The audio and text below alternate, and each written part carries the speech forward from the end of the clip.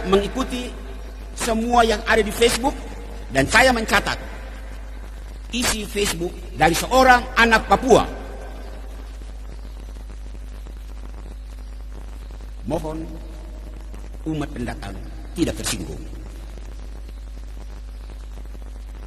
Kalau mahasiswa Papua itu monyet, artinya monyet cari ilmu di Surabaya. Dengar baik-baik. Monyet cari ilmu di Jawa, monyet cari ilmu di Sulawesi, monyet cari ilmu di Sumatera, monyet cari ilmu di Kalimantan, monyet cari ilmu di Maluku. Sementara, dan ini jangan tersinggung, sementara manusia Jawa, manusia Sulawesi, manusia Maluku, manusia Sumatera datang mencari makan di tempat monyet. Membaca SMS itu saya malu. Saya malu sekali. Pikir dan renungkan. Orang waras pasti malu disebut cari makan di tempat monyet. Nilai setitik merusak susu sebelanga. Mulut satu anak, satu orang, beberapa orang Surabaya merusak susu sebelanga Jawa, susu sebelanga orang pendatang. Lebih malu yang mana? Monyet cari ilmu di tempat manusia atau manusia cari makan di tempat monyet? Jangan, sekali lagi, jangan tersinggung. Ini konsekuensi logis sebuah ucapan rasis. Pertama. Yang kedua, saya ingin menyapa bagian pemerintahan. Pemerintah kita di pusat maupun di daerah all out mengeluarkan dana besar untuk membangun jalan di Papua, pendidikan di Papua, kesehatan di Papua. Berkaitan dengan ucapan rasisme tadi, pertanyaan yang mengganggu nalar, bangun jalan untuk monyet-monyet, bangun kesehatan untuk monyet, bangun pendidikan untuk monyet-monyet. Kalau benar teriakan rasis orang Surabaya itu,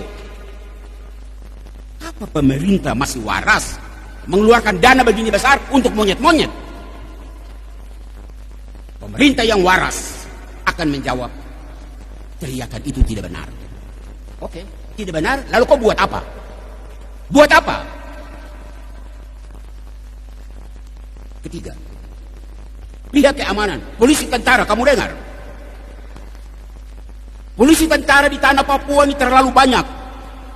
Ya, ini kan wilayah negara Republik Indonesia, wajar kok, wajar. Tetapi Anda hadir di tanah ini dengan segala perlengkapan keamanan yang hebat-hebat. Saya Pastor Amandus hanya mau bertanya, seluruh perlengkapan hebat-hebat itu untuk jaga monyet-monyet? Jangan tersinggung, polisi dan tentara. Polisi dan tentara yang masih waras akan menjawab, tidak, kami tidak menjaga monyet, kami menjaga manusia.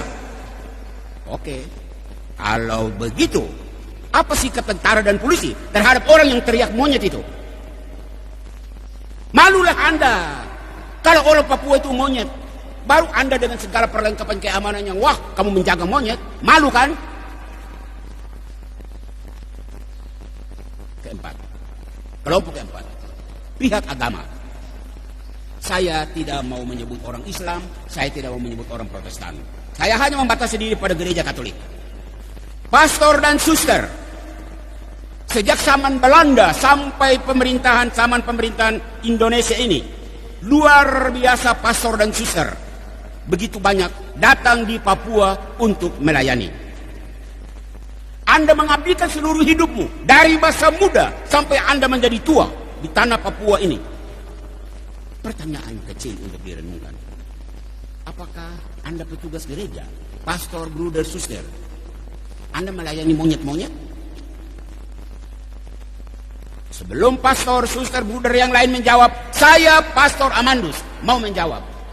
36 tahun saya mengabdikan diri sejak masih muda sampai rambut sudah putih ini di Papua.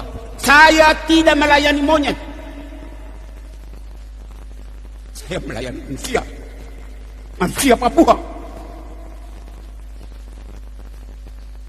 Saya sedih kalau disebut orang Papua monyet. 36 tahun saya tidak melayani monyet-monyet.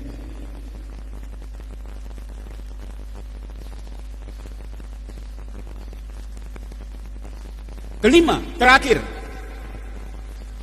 anak cucu guru-guru perintis. Kamu pasang telinga dengar baik-baik. Kamu pernah mendengar cerita dari kamu punya orang tua, kamu punya tete nenek, pertama kali datang di Papua tahun 20-an, tahun 30-an.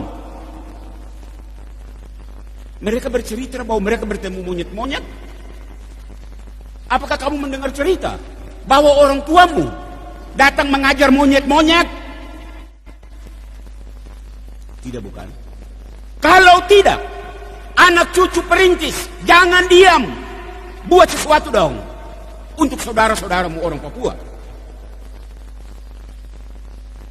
Di sini, gereja Katolik yang masih waras, gereja harus membantah